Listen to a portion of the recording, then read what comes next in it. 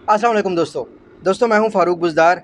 आज की मेरी वीडियो इंशाअल्लाह हमेशा के लिए इंसानों के लिए कारआमद होगी और हमारे मुआशरे में जो कुछ लोगों को लेकर गलत सोच पाई जाती है, कुछ लोगों को लेकर अच्छी सोच पाई जाती है, उसको जानने में आपको बड़ी मदद होगी।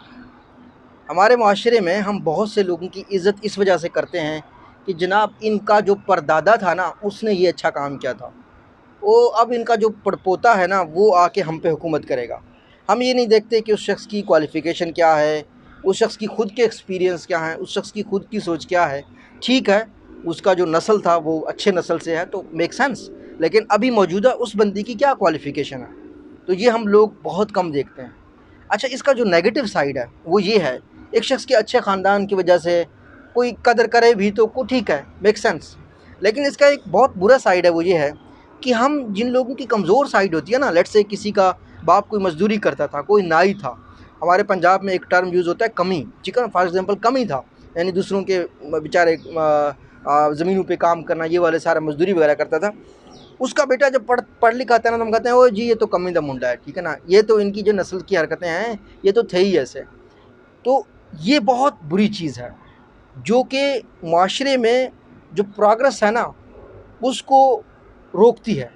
हमारे प्यारे नबी हुज़ूर पाक सल्लल्लाहु अलैहि वसल्लम का फरमान मुबारक है, किसी अरबी को किसी अजमी पर, किसी अजमी को किसी अरबी पर, किसी काले को किसी गोरे पर, किसी गोरे को किसी काले पर, यानी रंग नस्ल किसी भी हवाले से कोई फ़ौक़ियत नहीं है। फ़ौक़ियत है तो तक़वा पे है। तो तक़वा क्या अमल है? तक़वा ज़ाती अमल है, यानी वो आपकी अपनी ज़िंदगी का अमल है, ठीक है ना। वो ये नहीं है कि आपके परदादा में तक़वा होता था तो आप में भी तक़वा शिफ्ट हो गया, नहीं। ये आपका ज़ाती अमल है। अगर आप किसी इंसान को अच्छा समझते हैं तो ये देखिए कि वो कितना उसमें खुदा खौफ़ी है, कितनी उसमें इंसानियत है, कितना वो परहेज़गार बंदा है बुराई से। तो ये एक इंडिविजुअल की जो है ना ज़िंदगी है। इंडिविजुअल की ज़िंदगी को आप सिर्फ़ इंडिविजुअल में लें, ठीक है ना। ये हमारे यहाँ बहुत ज़्यादा रुझान पाया जाता है कि हम लोग बड़ा इम्प्रेस होते हैं और उसका कुछ लोग नाजायज़ फ़ायदा उठा रहे होते हैं, और कुछ लोग जो फ़ायदा डिज़र्व करते हैं, जो एप्रिसिएशन डिज़र्व करते हैं, हम उनको एप्रिशिएट नहीं करते। इसका नुकसान ये हो रहा है कि हम कहीं पे भी नहीं पहुँच रहे, और जिस 70 सालों से हम जिन लोगों को हम अपने ऊपर मुसल्लत किए हुए हैं, कुछ बन नहीं रहा हमारा। कुछ बन इसलिए नहीं रहा, काबिलियत के बेस पे तो हम लोगों को देखते नहीं हैं। हम तो लोगों को देखते हैं उनके नस्ल के बेस पे, ख़ानदान के बेस पे।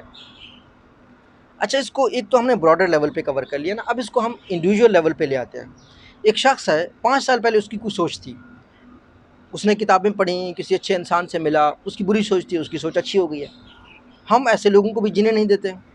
देखो जी, 5 साल पहले तो आप गंदे शोज़ किया करते थे, आपने वाहियात वाहियात काम किए थे, आपने बुराई फैलाई मुआशरे में, और 5 साल बाद वो बंदा बेचारा कहता है कि यार आज मैंने बहुत मेहनत की है, मैंने क्रिप्टो करेंसी, मैंने ब्लॉकचेन को स्टडी किया है, अब मैं बदला हूँ भाई, अब मुझे मान लो, ठीक है ना। हम कहते हैं नहीं भाई, तू तो है ही बुरा क्योंकि तूने बुराई की थी, ठीक है ना।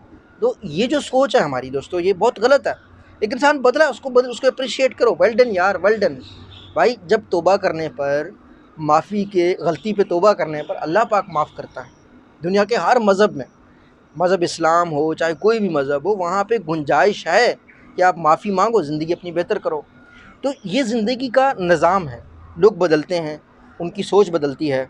कोई इंसान अगर 15 साल 20 साल की उम्र में हाफिज़ हो सकता है 35 साल की उम्र में चोर डाकू बन जाए। कोई शख्स हो सकता है 15 साल 20 साल की उम्र में किसी बुराई में लत में पड़ गया, वो हो सकता है 30 साल की उम्र में वो हिदायत के रास्ते पर हो। तो किसी का कुछ नहीं कहा जा सकता। हम तो सिर्फ़ ये कह सकते हैं कि मौजूदा इंसान किस स्टेट में है। आप भी अपने दोस्तों से मिले होंगे, वो बड़ी उनकी सोच बदलती है, आप देखते होंगे तो ये बंदा होए, ये तो वो बिल्कुल मुख्तलिफ सोच में पड़ गया है। क्यों? क्योंकि हो सकता है वो मुख्तलिफ मुल्कों में घूमा हो, वो मुख्तलिफ माशरे के लोगों के साथ उसने काम किया हो। मैं आपको अपनी ज़िंदगी की कहानी पर बताता हूँ।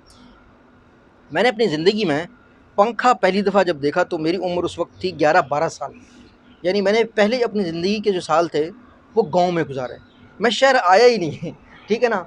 और उस गाँव में जहाँ रोड, बिजली कुछ भी नहीं। हाँ, एक वो पुरानी जो जीप होते हैं जो पहाड़ों पे चढ़ते थे, वो आते थे, खाना-शाना डिलीवर किया। वालिद साहब मेरे आर्मी में होते थे तो वो आते भी थे, तो कम छुट्टियों पे आते थे, तो कभी ऐसा इत्तेफ़ाक नहीं हुआ कि शहर आना पड़ जाए। ये अलग बात है कि जब मैं छोटा होता था 2-1 साल का, तो तब मेरे वालिद साहब की पोस्टिंग बलूचिस्तान में होती थी, कोल्लू, इस तरह के एरियाज़ में हम काफ़ी चले गए। लेकिन जब मैंने होश संभाला 4 साल का जब मैं हुआ या मैं 3 साल का हुआ, उसके बाद मैं फिर 12 साल की उम्र में दोबारा शहर चला गया। तो जब मैं गाँव में होता था तो मैं सोचता था कि यार मैंने टीचर बनना है, ठीक है ना, मुझे स्कूल का टीचर बनना है, क्योंकि हमारे गांव में सारे लोग स्कूल के टीचर को आइडियल समझते थे कि ये बेहतरीन काम है। जब मैं शहर में आया तो मैंने देखा कि यार स्कूल के टीचर की लाइफ तो बहुत बुरी, बहुत मतलब बेचारे की मुफलिसी है। कभी किसी से पैसे मांग रहे, कभी किसी से पैसे मांग रहे हैं। मैंने कहा यार ये शहर के जो टीचर है ना, ये अकेडमी भी पढ़ाते हैं और ये जनाब हाई स्कूल में भी पढ़ाते हैं, तो मैं जो है ना यही करूँगा, अकेडमी पढ़ाऊँगा। फिर हमारे एक टीचर थे, जब मैं 9th क्लास में था, उनकी दुकान थी। फिर मैंने सोचा नहीं, अगर मैं पहले हाफ में स्कूल पढ़ाऊँ, दूसरे हाफ में अगर दुकान चलाऊँ तो ज़्यादा फ़ायदा है। तो मैं सोचने लगा कि मैंने ऐसा होना है। अच्छा, ये मेरी मैट्रिक तक सोच थी, मेरा एक्सपोज़र यही था। फिर मेरा एक्सपोज़र थोड़ा-सा बढ़ा जब मैं कॉलेज चला गया एफएससी करने के लिए। तो मैंने देखा कि यार कॉलेज वाले प्रोफ़ेसर की तो अलग टशन होती है, मतलब ये कॉलेज पढ़ाता है, शाम को अकेडमी पढ़ाता है, तो ये अच्छा कमाता है, अच्छा सोचता है, उसकी सोशल स्टेटस अच्छा। तो मैंने कहा यार यही कॉलेज का बनना है। कॉलेज किया, यूनिवर्सिटी चला गया, तो मैंने कहा यार कॉलेज वाला तो कुछ भी नहीं था, मुझे तो यूनिवर्सिटी का प्रोफेसर बनना है, ठीक है ना। और यूनिवर्सिटी के प्रोफेसर की दौड़ में मैं लग गया, मैं एमएस करने लग गया। फिर एमएस करते हुए अल्लाह पाक ने किया कि मेरी जॉब हो गई यूफोन में। जब मैं वहाँ गया, मैं कहा यार कॉलेज का प्रोफेसर तो कुछ भी नहीं होता, असल चीज़ तो ये जनाब ये मल्टीनेशनल्स के सीईओज़ होते हैं, मल्टीनेशनल्स के चीफ होते हैं, इनकी तनख्वाहें लाखों में। यानी एक मल्टीनेशनल की बंदे की तनख्वाह 1.5 करोड़, 1.5 करोड़ का मतलब अच्छी लाइफ, अपने घर वालों को अच्छी लगेगा। मैं कहा यही कॉर्पोरेट वर्ल्ड में रहना है।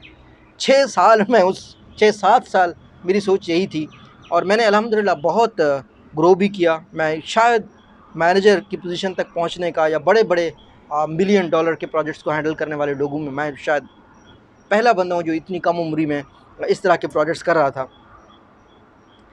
तो उसके बाद मैंने क्या किया, मैं एक प्रोजेक्ट पे काम कर रहा था। वो प्रोजेक्ट था कि कस्टमर की लाइफ टाइम वैल्यू कैसे बढ़ाई जाए, प्रेडिक्टिव एनालिटिक्स पे काम कर रहा था।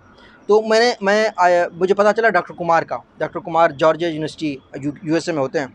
उन्होंने क्या किया, एक किताब लिखा, मैनेजिंग कस्टमर्स फॉर प्रॉफिट। मैंने उनकी किताब पढ़ी, 2013-14 की बात है। तो मैंने देखा कि यार डॉक्टर कुमार के पास अपने एसेट, अपने जेट, वो एंटेल को भी एडवाइस कर रहा होता है, वो आईबीएम का भी एडवाइस कर रहा होता है, और वो एक रिसर्चर है, और वो दुनिया की मुख्तलिफ कंपनियों का इंडिपेंडेंट कंसल्टेंट लगता है। मैंने कहा नहीं, फिर ये एक कंपनी में महदूद रहना तो बहुत बुरी बात है, क्योंकि क्या, आप अगर एक कंपनी में सारी ज़िंदगी सीईओ रहते हैं, निकलते हैं, कोई नहीं जानता कितने सीईओ हैं दुनिया में। फिर मैंने कहा कि मैंने इन सब का एडवाइज़र लगना है, ठीक है ना। जब मैं इन सब की एडवाइज़री का सोचने लग गया, तो फिर मैंने कहा नहीं, अब तो पीएचडी करके ना सबको एडवाइज़ करना है, कुछ ऐसा करना है जो सबके लिए अच्छा हो। फिर जब बिज़नेस के लोगों से ज़्यादा मिला, तो फिर मुझे ऐसे लोग मेरे मेंटोर्स बने जो ना सिर्फ अच्छे बिज़नेस एडवाइज़र थे, बल्कि एक अच्छे इंसान थे। फिर मैंने कहा यार नहीं, यूथ को भी एडवाइस करना है, ज़िंदगी को बामकसद बनाना है, ठीक है ना। तो मैं एक दफ्तर से निकल कर यूट्यूब पे आया पिछले 1-2 साल से, और अल्हम्दुलिल्लाह अभी 30-40 हज़ार लोग हमारे यूट्यूब चैनल पे हैं। पता नहीं आने वाले दिनों में कितने लोग आएंगे। तो मैं अपनी सोच आपको बता रहा हूँ कि किस तरीके से मैं ओवर द ईयर्स बदला हूँ, किस तरीके से मेरी सोच बदली है, यानी मेरे तजर्बे मुझे बदलते रहे। मैं और जब हमने शैम्पू का बिज़नेस स्टार्ट किया था, इन्हीं बीबीए के दौरानिए के दिनों में वो नुकसान हुआ, वहाँ से मेरी सोच बदली कि बिज़नेस में छोटा-छोटा शुरू करो, बड़े ब्रांड्स के लिए बाद में सोचो। या मैंने जब Buzdar and side research and consultancy start की, या एक्सपर्ट सर्विसेज स्टार्ट की, तो क्लाइंट्स को मिलने का तजर्बा, ये जो सारी चीज़ें थीं, इन्होंने मुझे मोल्ड किया है, ठीक है ना। अब इस वक्त पे मैं, हर मज़हब के लोग मेरे दोस्त हैं। हिंदुज़म के दोस्त, हिंदुज़म जो हिंदू हैं वो मेरे दोस्त हैं, जो हिंदुज़म में बिलीव करते हैं, जो बुद्धिज़्म में बिलीव करते हैं, वो मेरे दोस्त हैं। तो कहने का मतलब है कि वक्त बदलता है आपकी सोच को, आपके हालात को। तो इंसानों को जब भी देखो, इंसानों को ये मत समझो कि यार ये कब की तरह है, ये बदला नहीं। इंसान बदल जाते हैं, इंसानों की तरफ आप भी अपना रवैया बदलें और इंसानों की कदर करें। अल्लाह आप सबका हामी नासिर हो। अल्लाह हाफ़िज़।